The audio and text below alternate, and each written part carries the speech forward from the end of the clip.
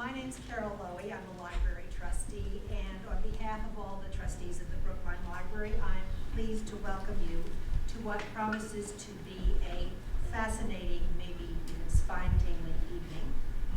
You all know who Whitey Bulger is. He's our generation's Al Capone, the greatest, or maybe it's better to say the worst gangster ever to operate in Boston. I've always thought of his life as a kind of morality play, all about good and evil, mostly evil, loyalty and corruption, temptation, and maybe even a little love.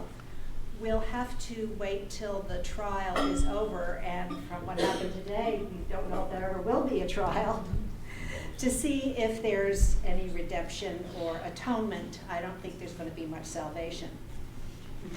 Lots has been written about Whitey Bulger over the years.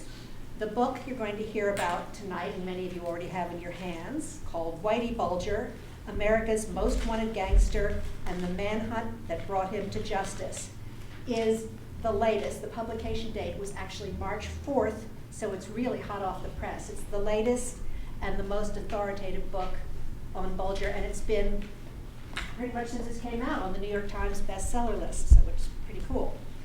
The authors, Kevin Cullen and Shelley Murphy. She's in the newsroom right now.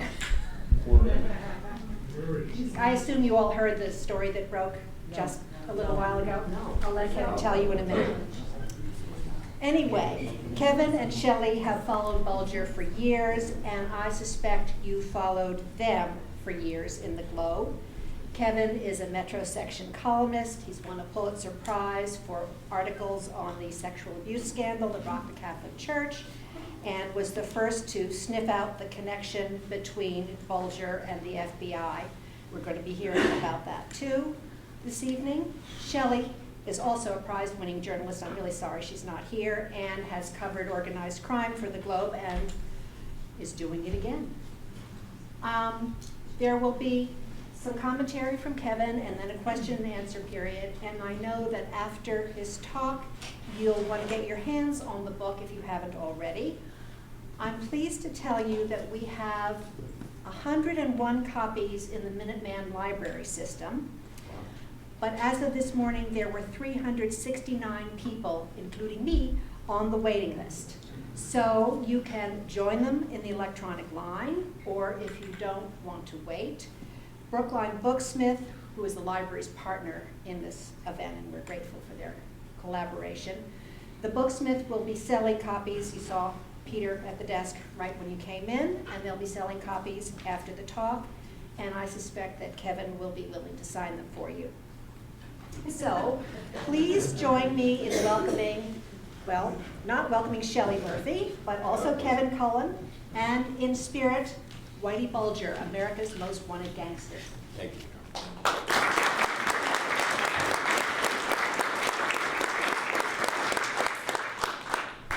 Thanks for having me, folks, and I will start by apologizing for my co-author, Shelley Murphy, who is the hardest working journalist in Boston, and that's why she's not here, because the, and I don't want to talk out of school, but the reason she's not here is that she did not get a call back from Whitey Bulger's lawyer, Jay Carney, until recently. She just called me and said she's still working on the story. So you will read it in the Globe tomorrow or online tonight. I'm thrilled that so many people have come out here tonight, and I specifically wanted to recognize in the audience a Brookline guy, Steve Davis. Steve's sister, Deborah, was murdered by Whitey Bulger, Steve Fleming.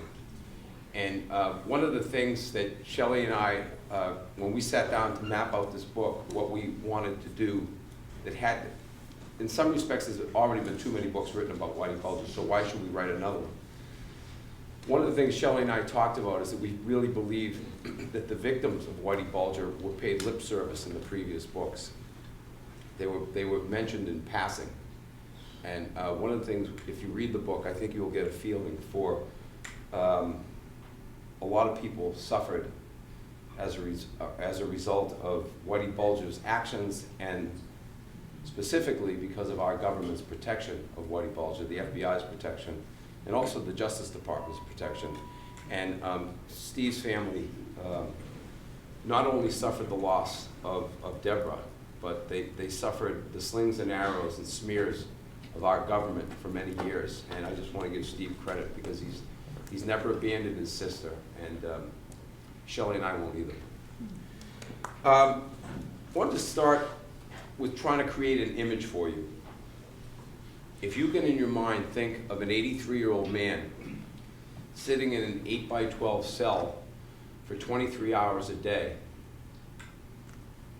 doing 155 push-ups every day, and then spending the rest of that time on this little metal table that it's a shelf that sticks out. He sits on a little metal stool, and he writes furiously every day.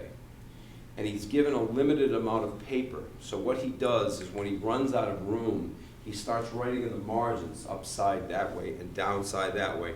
And he has arrows pointing here and there so you can follow. And he's writing like that because he's running out of time.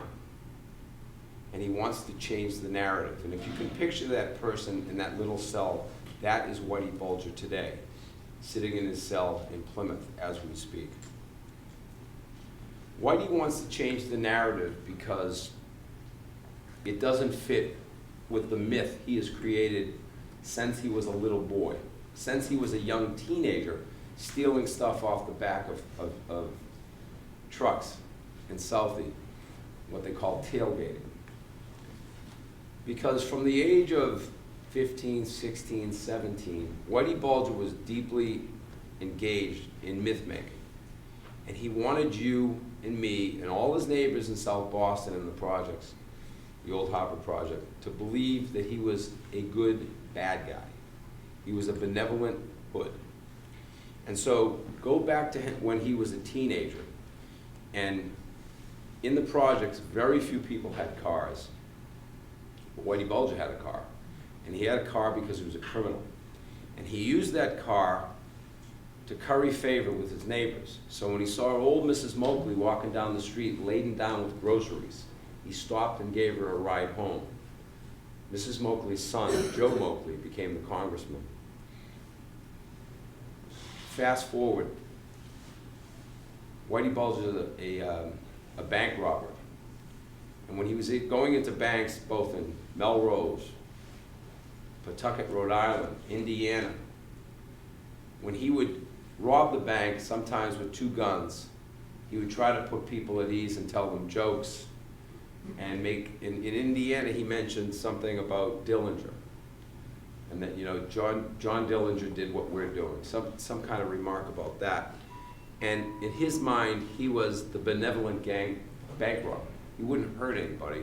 He'd point a gun at you, he wouldn't shoot you. Fast forward when he's caught in 1956. Whitey Bulger grew up in an Irish ethos. Even though South Boston had a mix of an awful lot of Eastern Europeans, a lot of Poles, a number of Italians, Lithuanians, Armenians, Southie was Irish. The little kids in the public schools were taught Irish songs. The symbol of the neighborhood is the leprechaun in a belligerent pose like this. The ethos of the place is Irish. And there is nothing worse in the Irish consciousness than being an informer. So Whitey could never admit that he was an informer. So in 1956, when he was caught and involved in his bank robberies, his girlfriend of the time, Jackie McAuliffe, who, if you could picture Jane Mansfield back then, that's what Jackie looked like. Jackie was implicated in being in some of the robberies in Indiana. She accompanied him out there. And the FBI suggested they were going to charge her. So Whitey decided that to keep her out of the way he presents it, he was going to save his girlfriend. He was the gentlemanly bank robber. And what he did is he cooperated with the FBI. And he actually gave up his accomplices back in 1956. And what he did is he put it on her. He made her identify the guys, and that kept her, and the way he presented it in the letters Shelley and I have acquired that give you a little insight of where he's thinking, is that he did it very nobly to save Jackie McAuliffe, but he didn't, because it's myth-making, it's baloney. He put her in the mix so she would take credit, so she would be the person seen as giving up his accomplices, but he gave up the accomplices, and the FBI went along with it. So that's when Whitey's first interaction with the FBI was back then in 1956. So then Whitey goes off to the can, and he begins a correspondence at his brother Billy, the politician's, not yet a politician at that time. Billy was a law student at Boston College Law School. And Billy's dean at that time was a fellow named Bob Drinan. You may remember Bob Drinan as a congressman, the first congressman who called for the impeachment of Richard Nixon. Bob Drinan became, for lack of a better term, a prison pen pal. He was a spiritual advisor for Whitey. He later became his parole advisor. Whitey Bulger got out of prison early.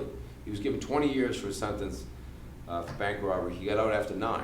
And he got out of prison largely because he had because of his brother Billy, who was a budding politician, and by the time Whitey was in Alcatraz in 1960, Billy Bulger had actually been elected to the state legislature as the representative from South Boston. Billy Bulger had lined up some very influential supporters for Whitey. Now, beyond Bob Drinan, then the dean of the Boston College Law School, the Speaker of the House, well, initially the majority leader, John McCormick, who came from South Boston and was friendly with the family, intervened on Whitey Bulger's behalf. By the time, in 1960, when Whitey got sent to, right now he's in Alcatraz in 1960, John McCormick became the Speaker of the House of Representatives. And this was not like, somebody writing a letter. John McCormick directed or asked the head of the U.S. Bureau of Prisons to intervene on Whitey's behalf.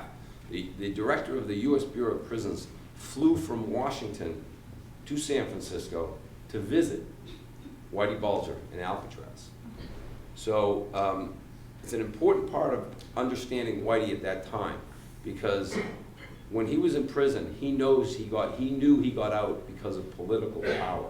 He realized that the perception of power was even more important than the actual exercise of it. And the other thing he did when he was in prison, and if you read the book, we call that chapter The University of Alcatraz. Whitey Bulger really educated himself. He's the guy that dropped out of school when he was in 9th grade. He never had the time or the patience to sit around and listen. And yet, if you read the letters that we got from that era, there's a letter that he wrote from the Charles Street Jail to Bob Drinan in 1956, on the eve that he was convicted and given 20 years in prison. And what is so striking about the letter is that it has perfect syntax.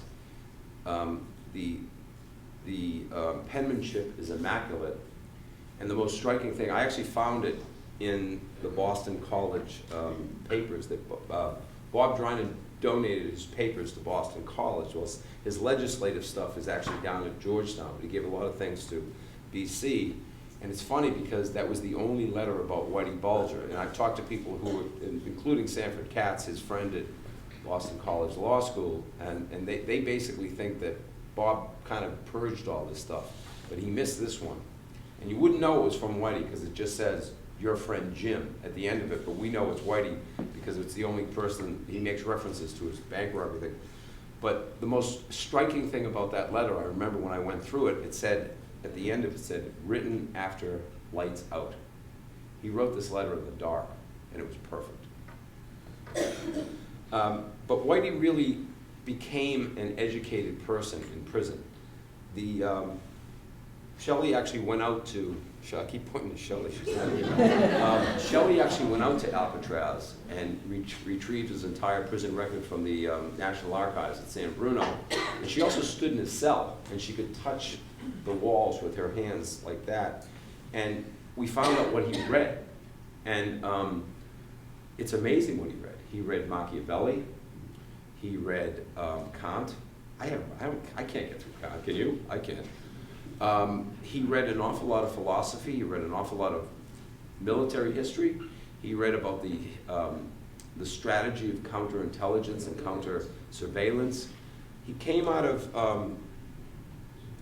Alcatraz, or came out of prison in general, in 1965, well positioned to do anything. He was that smart. He had a brother who was able to get him a job at the Suffolk County Courthouse, which is just where you want to put an ex-con. And yet, from our research, we found that Whitey lasted about a year in the legitimate world. He just did not want to get up and work for a living. He tried construction. He actually worked construction with my cousin Johnny Cuniff from my whole maternal side is from South Boston. That's another story.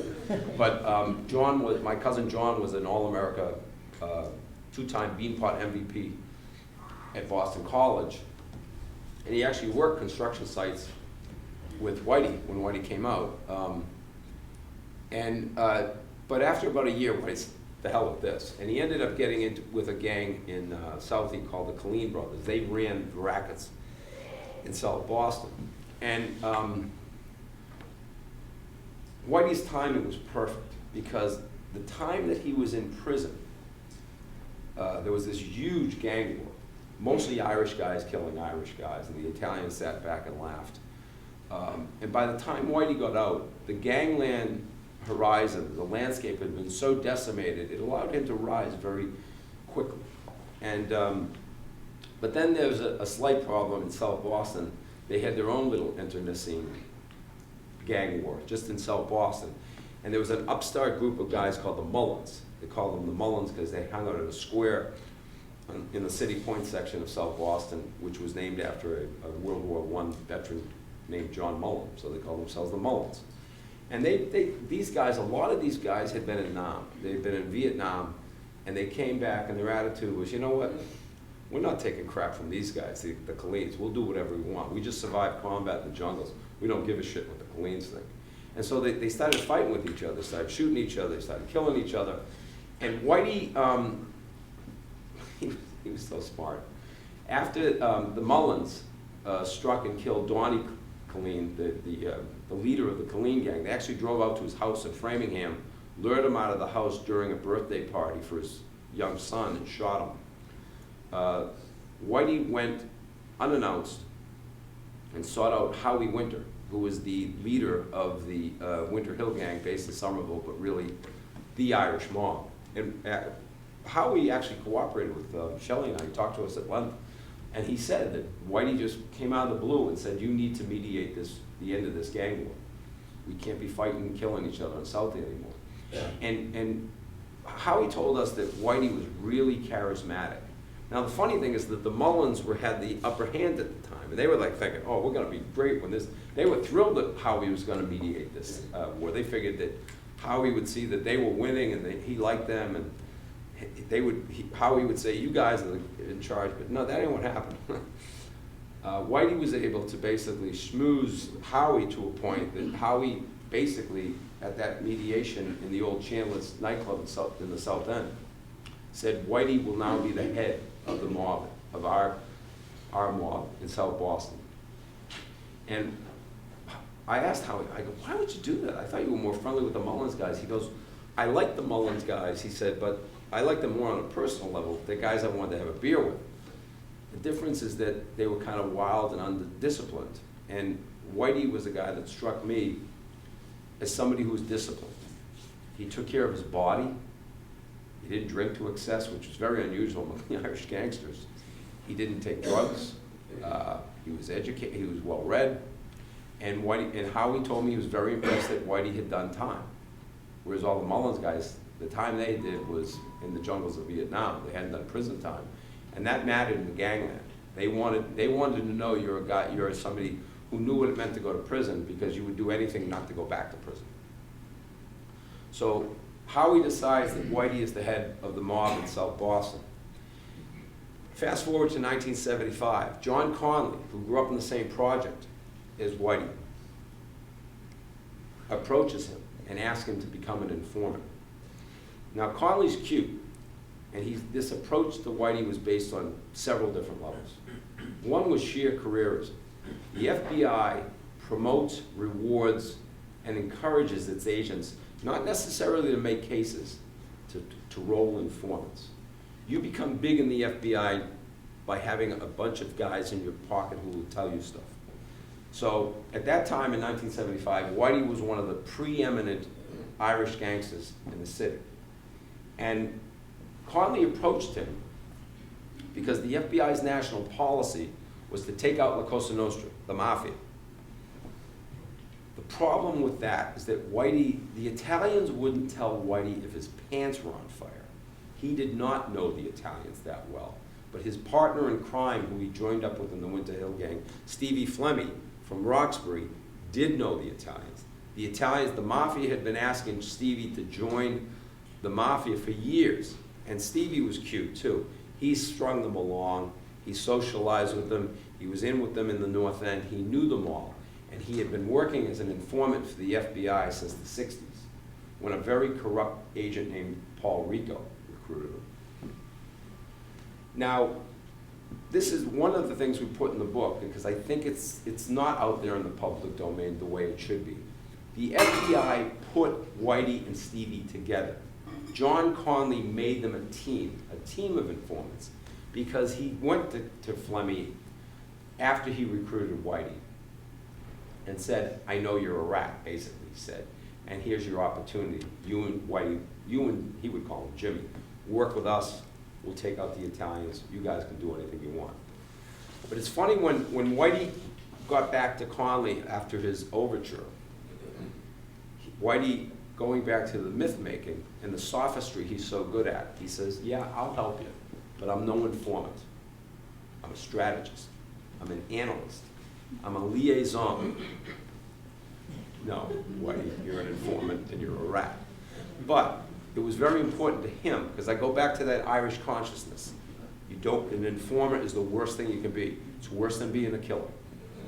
So Conley's like, fine, you can call yourself anything you want. I'll call you anything you want. And go back to Conley's motivation. Like I said, it makes him look good. He has a top echelon guy in his pocket. But it goes way beyond that. This is very Southie.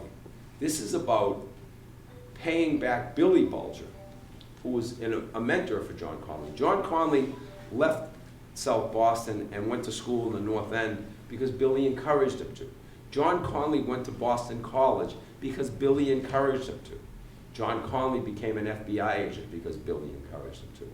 Billy Bulger was one of the most important people in John's life as a young man, and he would credit him, and he told me with his own words how much Billy Bulger meant to him.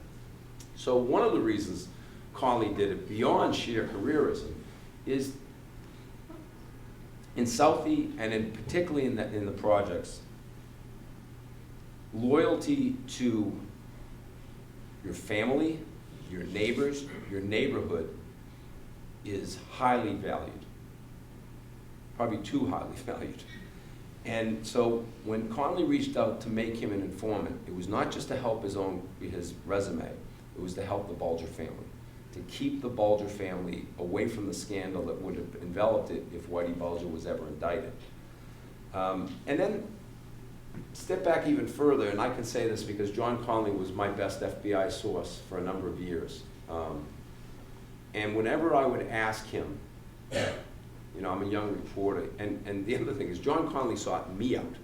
When I came back to, I graduated from UMass Amherst in 1981. I started working in the Holyoke Transcript, which is late and departed, not there anymore, and I learned a lot there. And then I came back. The Boston Herald hired me in 1983. I remember I called my mother, who was a South Boston lady. I said, Mom, good news. Boston Herald just hired me. I'm coming home. And she said, oh, really? That's nice. Do you know there's a fireman's exam on Saturday? Thanks, Mom. So, and I wasn't at the Herald 2 weeks. I get a call out of the blue from an FBI agent who I kind of vaguely knew, John Conley. He says, I'm very close with your cousin Johnny. Oh, okay. He goes, what do you say I swing by and pick you up? As John Conley recruited Whitey Bulger as an informant, he recruited me as he made me his source, or he made him my source. It was like weird. And I was very thankful because I'm 24 years old. I don't know what the hell I'm doing. And I have this very senior FBI agent talk to me, drive me around. Whenever I asked, I was the crime reporter at the Herald, and I left for the Globe in '85. So over all those years, I'm always asking about Bulger. And Johnny's driving me around in the Crown Vic, and he says, he's a great guy. Great guy. He's a hood. He's a killer.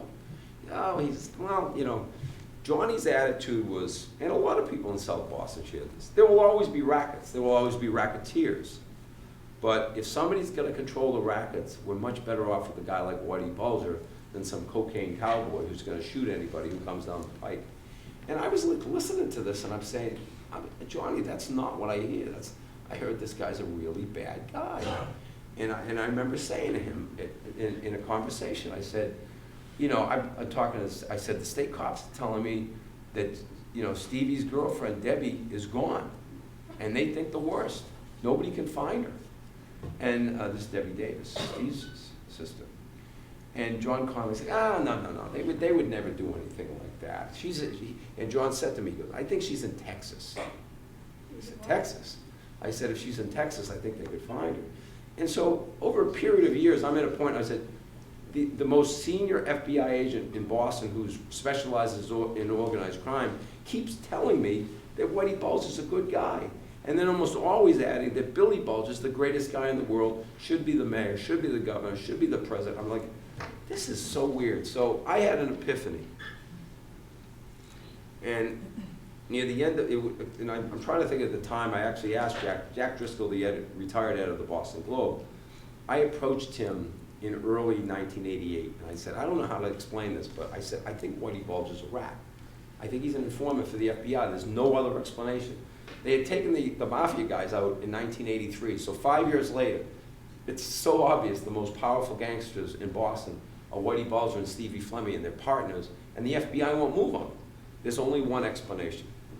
And I didn't come out of the blue with it because I went to guys that I trusted in the state police and the DEA, and they all said, yeah, of course it's true, but how do you get it in the paper? I don't know. So I went to Jack, and Jack assigns me to, he says, well, we gotta go on this. And we convened our investigative team, the Spotlight team, and I was assigned to it. And with that team, we put together a report in which we were able to confirm on many levels that Whitey was in fact an informant for the FBI. And we were preparing a 4-part series called The Brothers Bulger, about the Bulger mystique, about these guys. The most powerful gangster in Boston is Whitey Bulger, and his brother's the most powerful politician. So about 2 months before we go to print that, I get a call at the Globe from an FBI agent named Tom Daly. He said, Kevin, I know what you're working on. If you put that in the paper, first of all, I'm going to tell you, Whitey Bulger's not an informant. If you put that in the paper, he will kill you. Okay. And I lived in South Boston with my wife. And obviously that was chilling. And I said, and I didn't thank him for the phone call. But we sat down and we talked about it. And Jerry O'Neill, who was the editor of the Spotlight team at the time, said, write a note right now, a memo, as best you remember that conversation, which I did. And then we decided, you know, as weeks passed, first thing I did after I wrote the memo, I called Bobby Long, a lieutenant detective in the Massachusetts State Police, who I literally trusted with my life, and told him what had happened. And then I called somebody I trusted in the DEA and told them what happened. And then I called a Boston cop detective named Frank DeWan, whose career was almost ruined because he was chasing Whitey Bulger, and corrupt forces in the FBI, in the Boston Police Department pressured Frank all along. And I told him what happened. Because if anything happened to me and my wife, I wanted these guys to know. And I believed that they would not rest until something happened, until they got to the bottom of it. And so weeks pass, and the FBI never makes a formal notification. So we come to the conclusion that this was just trying to scare us off the story. They did a pretty good job, I was scared. But anyway, this is so Boston. The Globe decides we got to take a precaution. So right before the series, the 4-part series ran, they decided to move me out of town. They moved me from South Boston, 9 stops on the Red Line. They moved me into a hotel in Harvard Square. They'll never find me there.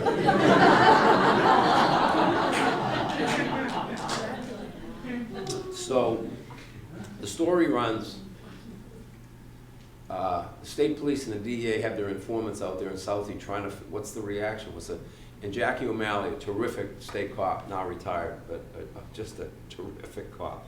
Jackie's informant came back and said, Jackie, Whitey's pissed. And Jackie goes, oh Jesus, we're gonna have to keep Kevin like out of town forever. And he goes, what's he pissed about? He goes, that piece in the series when they said that Whitey beat up a wino who's sitting in front of Teresa Stanley's house? Yeah. He goes, Whitey says that guy wasn't a wino.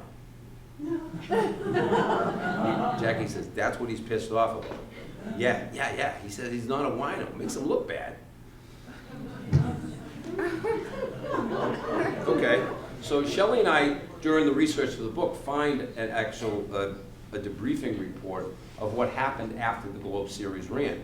Because the FBI brings him in and asks him, do you think your life is in danger because the Globe just outed you as an informant? And Whitey's reaction was, nobody will believe it.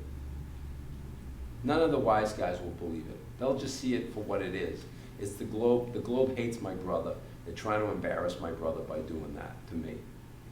Now we know, here's the idea that the FBI kept him on as an informant for 3 years after the Globe outed him says an awful lot about the arrogance of the FBI.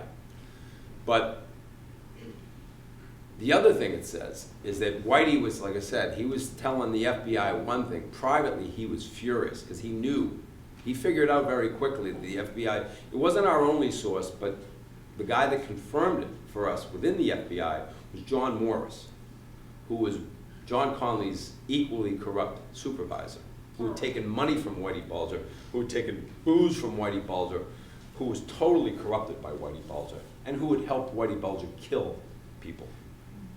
So anyway, we moved down the road, and the FBI, of course, denies it's not true. They said blah, blah, blah. They actually, Jack, this, a guy named Ahern, who was the special agent in charge, he demanded a retraction, an apology, and he called me up and gave me crap. And I said, you know what? You can't retract or apologize for something that's true. So get in line. And Ahern went on to distinguish himself on the day that he retired from the FBI as he made disparaging remarks about Attorney General Janet Reno, about her sexuality. That's the kind of guy he was. So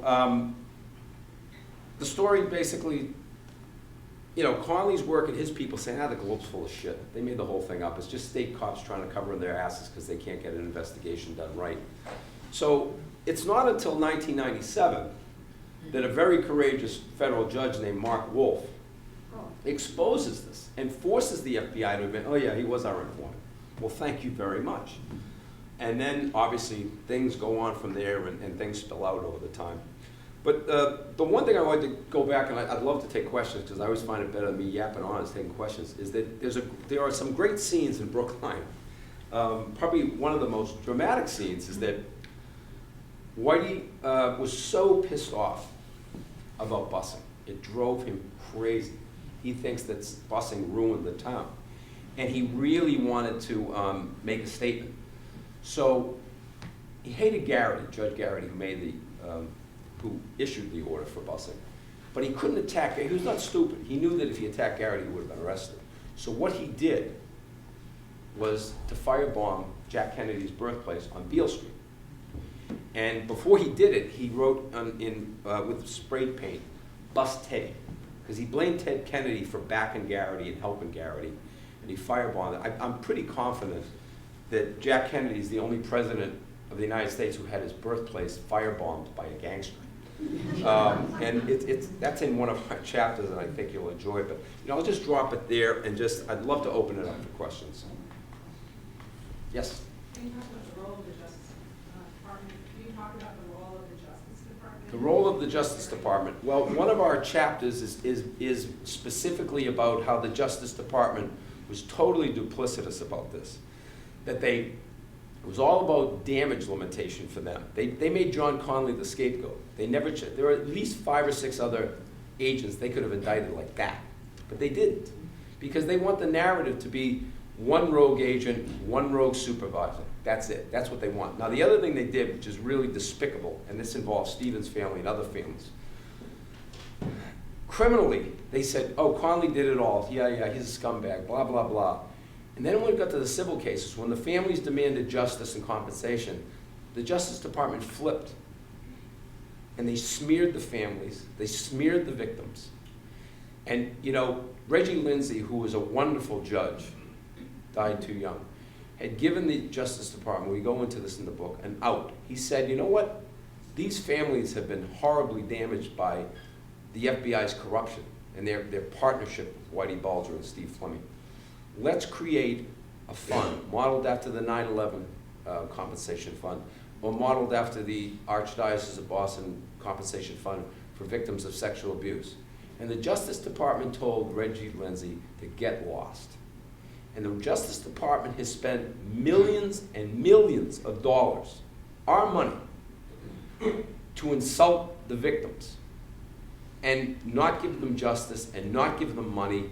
They have spent more money litigating than they would have if they just settled with the families. And I find that, like I said, we have a whole chapter in just about that. It's one of the things that to this day drives me crazy. And when Bob Mueller from the FBI director, says this is ancient, he used the term ancient history, he's full of shit. It's not ancient history. It's not ancient history to these families. And it's not ancient history to me. And it shouldn't be ancient history to any of you folks. The government has been horrible in the way they've dealt with this. Are those cases still open? Well, no, most of the cases are all done, but you have to, and we go through this, most of the families did not get any justice. The government conveniently was able to convince judges who didn't show much courage that the statute of limitations had expired. You have 2 years, basically. Once you figure out that the government is screwing you, you have 2 years to get a claim in. And the idea that these poor families, who were they going to trust? How are they supposed to figure out who's telling the truth? When the government's saying this, they're saying that, they're saying this. It's, like I said, whatever you think about Whitey Bulger, he's a criminal. I expect him to act like that. I don't expect my government to act like that. And it pisses me off to this day that they still have never apologized to the families. It's unbelievable. I got to climb off my soapbox now and take another question. Yes? I had heard a rumor that the reason that Whitey got caught was it the FBI who was chasing him at that point? Whoever was chasing him. I never thought they were chasing him. Whoever They were strolling after him. was embarrassed by the fact that when Osama bin Laden got killed and everybody said, how could he be hiding in plain sight? They must have known he was there. And others said, oh yeah, what about Whitey Bulger? Did that embarrass people enough to change their tactics? And I don't know. You know, I was the most skeptical. If you want to hoot, go on, put my name with Charlie Rose on YouTube, and I'm on with Charlie like the day after Whitey got pinched. And I'm like, I don't believe any of this. I didn't believe the way it went down because it went down too quick. They put on the public service announcements, and then the story was somebody. Now, but to be honest, my pal Shelley found the informant. He found the woman who gave him up, and we have great detail in the book about that. She was a former Miss Iceland, and she used to live in Santa Monica, and she knew them because they took care of a cat, like they fed a stray cat, and she was so impressed by it. She didn't like Whitey because he's kind of a racist and not a nice guy, but she knew her, Kathy Gregg, Whitey's girlfriend, as Carol, because that was their alias of it.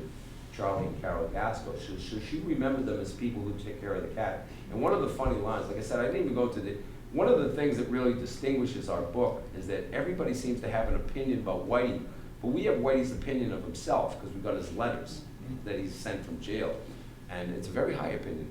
I mean, Whitey is many things, but he does not lack self-esteem. But one of the lines, the great lines in that, he said, in one of his letters, he says, "A cat got me captured." So I don't buy that. I'm the biggest conspiracy theorist at the Globe, and I don't even buy that it's a conspiracy theory. Yes, sir. Kevin, wasn't there a Boston sports bar? Hey, Bob, I haven't seen you forever. How are you? Last time I saw you with the Lawrence. Remember that time you were speaking at the Last time you saw me, I had black hair. Wasn't there a Boston Sports Bar? Yeah, Sonny McLean's, I've been in Sonny McLean's, I can guarantee you Whitey did not go in there. Okay, that's Those all. would be all Boston people, he's not gonna, he very seldom left the apartment. He would go out, him and Kathy strolled in the morning, and they strolled at dusk. He didn't leave the apartment, he did not go to Sonny McLean's. First of all, Whitey doesn't like sports. He was always into singular pursuits. And he wore the Red Sox hat only because every old Irish American guy, he just blended in. That's why he wore the Red Sox hat. Jeez, yes ma'am. Do you think if this ever goes to trial, anything will come out? Oh, he'll make allegations. The problem is, can he corroborate them? I doubt it. The letters we got show the two things he most wants to accomplish at trial is to refute the idea that he killed the two women that he's charged with, Debbie Davis and Debbie Hussey, and he wants to refute the idea. He says he was never an informant, and we get back to the sophistry. I never put anybody in prison. I never testified against anybody. Please. But Morrison was never, and Condon were never convicted, were walked away scot-free. Right. You think that they would be able to go after them now? Right. But I mean, I think, like I said, I think it's going to be a lot of drama and a lot of baloney. But in the end, I mean, he only has to be convicted of 2 predicate acts to get a RICO conviction. He's charged with, I don't even know how many predicate acts, but he just wants to refute that stuff because that screws up his narrative.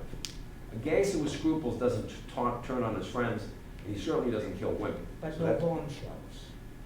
He'll make bombshells. I won't believe any of them. I wouldn't believe him if he told me what time it is. Yes, sir. Yeah, and Jeremiah O'Sullivan, where does he fall in this? category? Well, I mean, Bulger claims that O'Sullivan gave him immunity, which is, Whitey's watched way too many Jason Bourne movies. You can't give somebody immunity to murder. It's nonsense. It's just nonsense. Yes, What's sir. the timeline of Sullivan's death and Whitey being captured? Oh, many years past. I don't think there's any connection. Yes, sir. Way back there. How you been? Hey, I know you too. You thought you wouldn't recognize me on the beer in my hand, but there we go. How are you, Richard? What's Good up? thinking. One thing I noticed when you talked about the FBI, the justice, there's no contrition when Boston police, New York police have these big scandals. As a generation, they come back, they feel bad, and the next generation forgets back to the old way. But you don't see that with the feds. They apologize for nothing, minimize everything. That's the feds. That's the way it is. Yes, sir. Yes. It seems like there's been a kind of a lot of Hollywoodization of the whole Bulger mythos with like The Departed, and Right. I guess it might be kind of exploitative, I think, but and some of it's been good, like the show Brotherhood. But I mean, do you have any feelings on the? I would say, first of all, Marty Scorsese doesn't know how to make a bad movie. That said, that was based on a Hong Kong crime drama. Yeah. The only reason the Whitey character even is that Billy Monahan, the kid who wrote it, is from Boston. And he grew up with, you learn out Whitey by osmosis over here. So, but it really had nothing to do with him.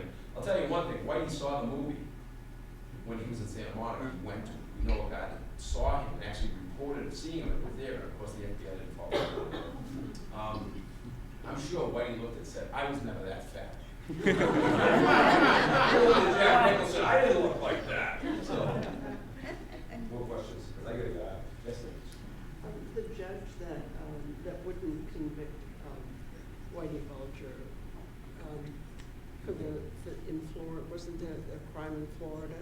And then Bulger and his accomplice were not convicted? No. Because I thought there were indications that Bulger actually corrupted the justice system, not the Justice Department, but the justice system. There's no case of He a got to judge. the judge. I don't know any of that, I'm sorry, I just don't know that. I don't. Yes, sir. Yeah, I'm sorry. It's okay. I'm so tired. How does Billy Bulger reconcile all of his brothers? I think he reconciles it by being Chris Lyden gave me crap because I wasn't hard enough. He says I'm not hard enough on Billy. I can't go one way or the other. He's either in abject denial or he's totally disingenuous and he knows how bad his brother is, but I can't answer that. At the least, he's in denial, and he thinks.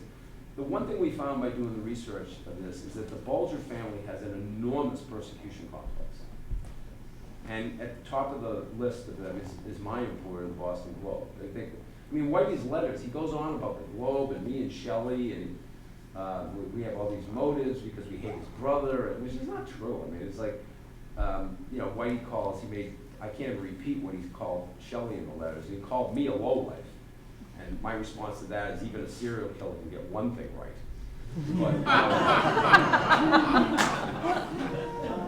But I think Billy's in total denial. And the other thing I know is that Billy was propagated the good bad guy stuff.